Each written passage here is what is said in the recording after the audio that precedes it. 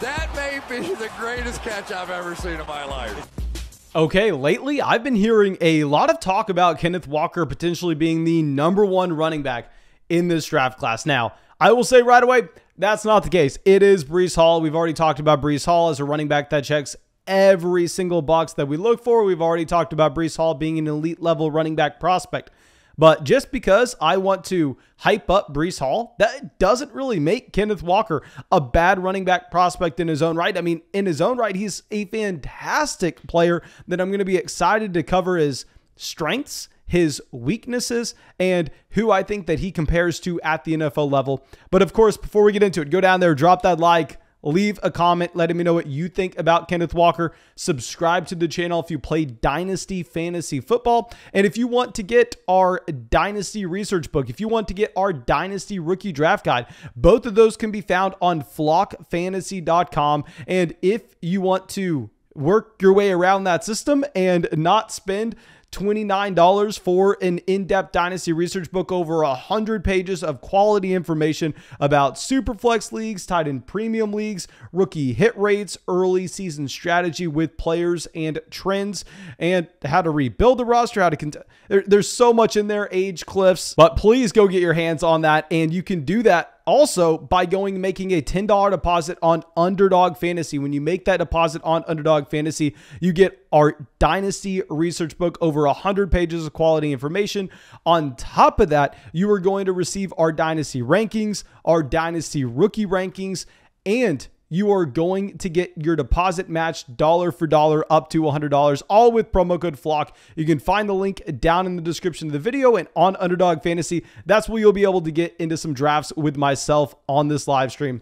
But that should be it. Let's go through. Let's dive into Kenneth Walker. And this is a running back that obviously kind of bursted on the scene this final season at Michigan State. Now, he played at Wake Forest his first 2 seasons. His first year at Wake Forest, he flashed. I mean, he went out there at 5.9 yards per carry. In 13 games, he had almost 100 carries, 579 rushing yards. So it's not like he put himself on the map saying, okay, you know what? I'm here to stay. I'm going to be a top running back prospect in the 2022 draft class. But 2020, that's actually where you had the spike. Now, of course, he's playing in the ACC. In the ACC, we need to discount this production maybe just slightly, but it's at Wake Forest. So this isn't a Sky Moore, Christian Watson type situation where there's just no competition whatsoever. And here in a small sample, keep in mind, it's a very small sample. You get this breakout his sophomore year.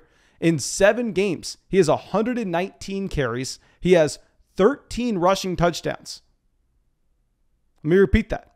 7 games, he has 13 rushing touchdowns. So averages almost 2 rushing touchdowns a game. Literally has the same amount of rushing yards that he did his freshman season, yet he did so in about half the games. He did it in 7 games compared to 13.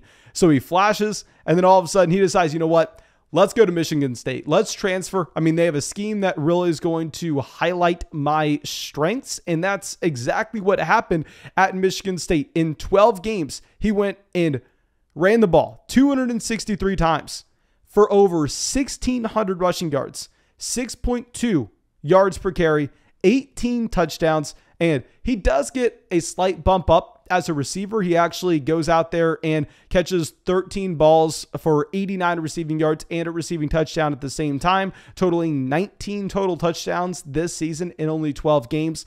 Now, y'all know a lot of my running back analysis is not centered around production, because if you look at the running back position, inherently there is no position on the football field that is more dependent on your surrounding cast and less dependent on the talent of the player itself. That's why we see Alexander Madison going and stepping into the Dalvin Cook feature down role at the NFL level and succeeding and being just as productive as Dalvin Cook. That's why we saw Khalil Herbert do the same thing this past season. That's why we saw Dearness Johnson do the same thing. And no, Khalil Herbert's not as talented as David Montgomery. No, you don't have Dearness Johnson as talented as Nick Chubb. No, you don't have Alexander Madison as talented as Dalvin Cook. So we need to ask ourselves, How can we evaluate these running backs if we're not doing so based off their production? Because, I mean, if you go look at DeAndre Swift in college, DeAndre Swift wasn't that productive at Georgia. You look for the traits of these running backs. Now, y'all know what these traits already are, and I've proven these. Can't wait for y'all to read our 2022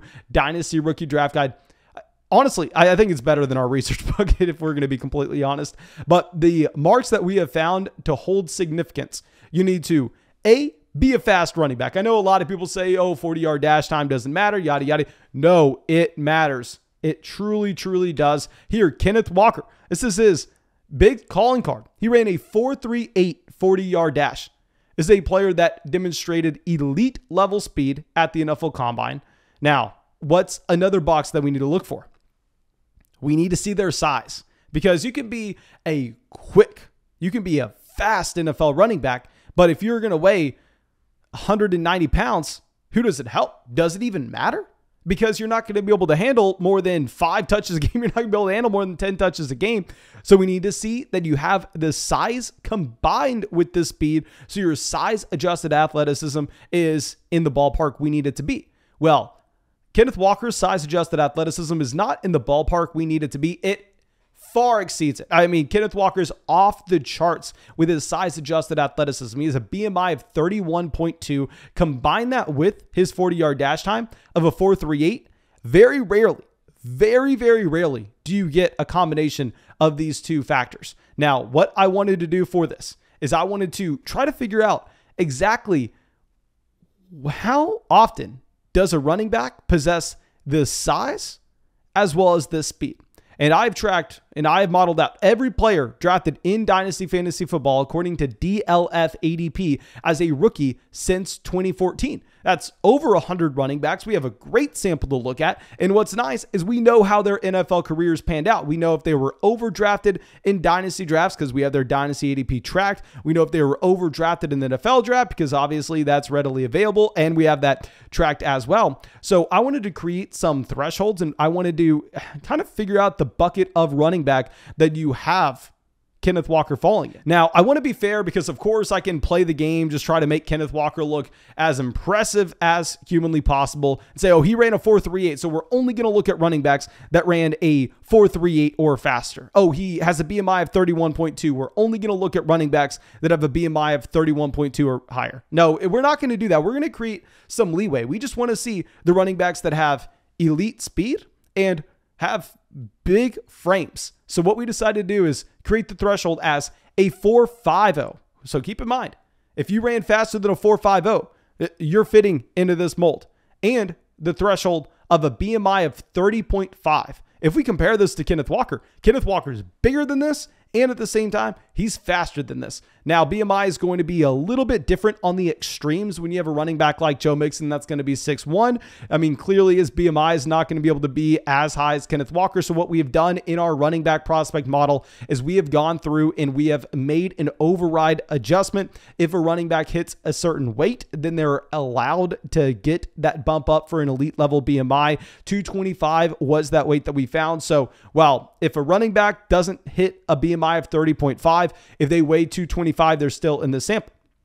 Now, another thing that's going to be very important is we need to listen to the film. We need to also listen to what NFL talent evaluators, not people on YouTube, not people that have their podcasts that watch film at night and tell you what they see. No, they can't prove anything. What we need to do is we need to look at NFL talent evaluators, what they see on film. So we are going to be looking at draft capital as well. So the first mark that I want to have, let's narrow it down. Running backs that have been drafted in Dynasty since 2014 that were drafted within the top 100 picks of the NFL draft. Kenneth Walker, 100% going to be drafted in the top 100 picks of the NFL draft. Then let's move that mark down to those players who ran a 40-yard dash time faster than a 4.50. And here you have a pretty long list, and you have, some bust. You have some, great running backs as well. Of course, you have the elite level prospects like Saquon Barkley, Ezekiel Elliott, Jonathan Taylor, J.K. Dobbins, Cam Akers, McCaffrey, Darius Geis, Rashad Penny, Bishop Sankey, Miles Sanders, Tevin Coleman, Daryl Henderson, C.J. Prosise, Antonio Gibson, Naheem Hines, Kenyon Drake, Darrington Evans, and Charles Sims. So yeah, you have a lot of running backs. That list doesn't really tell us anything. You have a lot of small, shifty guys like Naheem Hines, like Darrington Evans, like Kenyon Drake that clearly didn't live up to their expectations coming into the NFL. And I think that we can't really say, oh my God, he's so fast. He can be a 3-down bell cow. He can be highly efficient at the same time if they're not that large. So what we've also done is we created that threshold of a BMI of 30.5 or 225 pounds as an override. Keep in mind, Kenneth Walker has a BMI of 31.2. And if we take that list and create that threshold, Barkley, Ezekiel Elliott, Jonathan Taylor, Joe Mixon, Cam Akers, Darius Geis, DeAndre Swift, Rashad Penny, Daryl Henderson, and Antonio Gibson. Those are the running backs that hit these marks since 2014 in Dynasty drafts. Now, I will say, no, Kenneth Walker is not like the top guys on this list. He's not like Barkley. He's not like Zeke. He's not like Jonathan Taylor. He's not like Mixon, not like Akers. He's not like Swift either. All those running backs were way better prospects than him. All those running backs, graded out much higher in our prospect model. Now, the reason for this is Kenneth Walker does have a red flag that we can't overlook, and this is what separates Kenneth Walker from Breece Hall, and that's Kenneth Walker's usage in the receiving game. Kenneth Walker only had 5.4% of his team's college target share his final season at Michigan State. Now, I know a lot of people are going to say, oh, well, Mason, you don't have to be a great pass catcher in college to transition over and be a more than capable pass catching running back at the NFL level, and they'll bring up examples of players like Jonathan Taylor. They'll bring up examples of Ezekiel Elliott, who weren't known for, their receiving game capabilities in college, yet they were able to go out there and have that third down role at the NFL level. Well, I understand if you're looking at the raw reception total for these players, it's not fantastic. If you look at Jonathan Taylor at Wisconsin, no, he's not going out there and catching 3 to 4 balls a game. But no, he is secretly a great receiving running back here. We saw this with Najee Harris at Alabama. We saw this with Leonard Fournette at LSU as well. If you go and look at their college target share, the number of targets that they are getting in their offensive environment on a percentage basis, they're all well over what you're seeing with Kenneth Walker. They're all in the double digits, which indicated that Leonard Fournette, while a lot of people didn't know if he could catch passes coming out of LSU, yes, he could. LSU just didn't throw the ball a lot. Same thing. Jonathan Taylor coming out of Wisconsin. People didn't know if he could catch passes. Yes, he could. Wisconsin just didn't throw the ball very often because they were handing it off to Jonathan Taylor. LSU was handing it off to Leonard Fournette over and over and over again. Well, Kenneth Walker, yes, he had the volume, but no, he did not have the receiving down capabilities in college. If you look historically, running backs with the 5.4% mark very, very rarely ever become receiving running backs at the next level. So I can't come out here and tell you, you know what? Yeah, Kenneth Walker, he has the elite size adjusted athleticism. He will get the draft capital. He will turn into a 3-down player and he will succeed. I can't tell you that. But what I can say is, hell, Kenneth Walker does have elite traits. He has a red flag. He's going to be a fantastic first and second down running back at the next level, but I don't think he has access to the Jonathan Taylor type upside. Now we have to ask ourselves, how is that player valued in Dynasty Fantasy Football? What does that player compare to? Now, I think that there are some clear comparisons. The first one I want to bring up is someone that actually made this list with the thresholds, Daryl Henderson. Now, I know a lot of people are going to say, oh, well, Mason, how dare you compare Kenneth Walker to Daryl Henderson, because we have the recency bias of Daryl Henderson not working out in Los Angeles. But if y'all remember, going back to that 2019 draft class, Daryl Henderson was going at like the 105. There was a lot of excitement for Daryl Henderson, who averaged, I believe, 8.9 yards per carry his sophomore and his junior seasons at Memphis. I mean, Daryl Henderson, there were a lot of reasons to be excited about him, and he went highly in rookie drafts. So just because he was the one example that busted doesn't mean that's a horrible thing. He was a good prospect. And if we look at some other running backs that have the combination of size and elite athletic profiles, but were not able to become pass catchers at the next level, J.K. Dobbins, Nick Chubb are also, those are the high-end extremes for what you could expect with Kenneth Walker. I think Nick Chubb is absolute best case scenario. Daryl Henderson, worst case scenario. J.K. Dobbins, probably where you should be expecting Kenneth Walker lies in terms of his dynasty value at the next level. So let's go through and check out our rookie rankings and try to figure out exactly where we should be having Kenneth Walker. Because if y'all have read our dynasty research book, you've known that, those running backs like Breece Hall, Jonathan Taylor, Cam Akers, those guys that check every box as prospects and profiled to be elite level guys, we've proven historically that those are players that you can not afford to pass up on in Dynasty. At the very top end of your drafts, the best pick time and time again has been running back. But once you get to mid-round one, once you get to late round one, we've seen that, the wide receiver position actually tends to be the better bet. And the reason for this is you will have running backs getting pushed up the board that may be undeserving. Now, with Walker, as I said, I think he does fall mid-round one here. Now, if we are looking at this draft class as it stands, can't have him ahead of Breece Hall. I think with Malik Willis, the rushing upside that you have, combined with how he is trending towards where he's going to go in the NFL draft, looks like he's probably going to be a top 10 draft pick. And with that kind of job security, you're looking at Jalen Hurts plus a guaranteed starting job for the next 2 to 3 seasons. So you can't pass on Malik Willis for someone like Kenneth Walker in a Superflex league. So it comes down to, are we looking at these elite level wide receivers or Kenneth Walker? Now, based on the wide receiver class that we have this year in particular, how Drake London, Garrett Wilson, and Treylon Burks just check box after box after box and really have no red flags on their profiles. I know people will say, oh, Drake London's slow. Show me, please. I encourage you, you go do the research. I already have. You go do the research and you tell me how much a 40-yard dash time matters for the wide receiver position. I know I just talked about how much it mattered at running back. Running back's a completely different world. Go do the research and try to tell me why it matters for fantasy at the wide receiver position.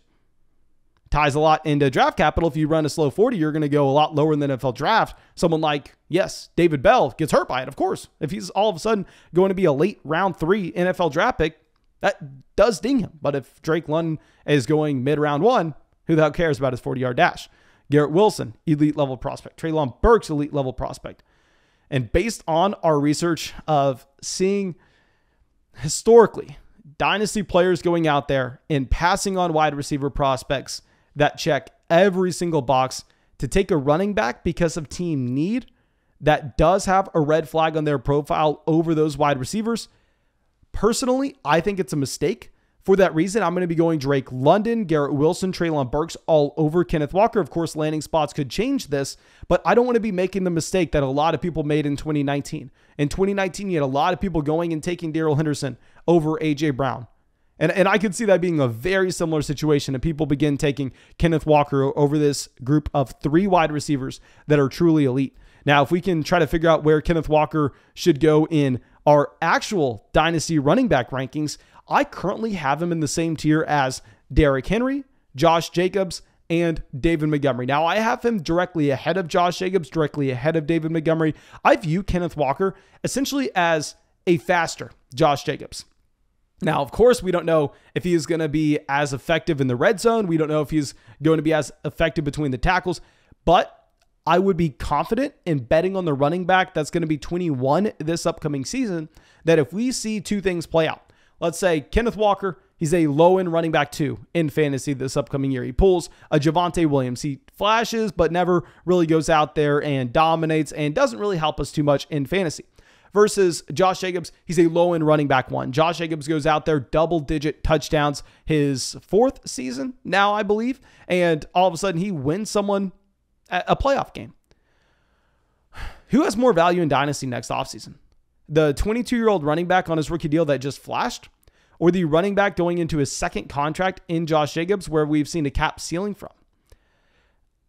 Knowing the Dynasty market, I'm almost 100% certain that people are going to value Kenneth Walker over the tier of Josh Jacobs. Even though, if you ask me who I want this season, I prefer Josh Jacobs. But if we're talking about that long-term outlook, I think Kenneth Walker is going to provide us more upside. And with Josh Jacobs, based on him not really being used as a receiver at the NFL level, I think that he does have a cap ceiling. He's not ever going to be able to pull a Dalvin Cook. He's not ever going to be able to pull an Alvin Kamara. He's not going to be a top 3 running back at any point in his NFL career. Now, of course, he did take a step forward as a receiving running back this past season in Las Vegas, but it was a very unique situation where you had an injury to Darren Waller. You had Henry Ruggs, obviously, off the team. You just had nobody to throw the ball to. Well, this year they have Devontae Adams, Darren Waller, and Hunter Renfrow. They're good to go with their targets.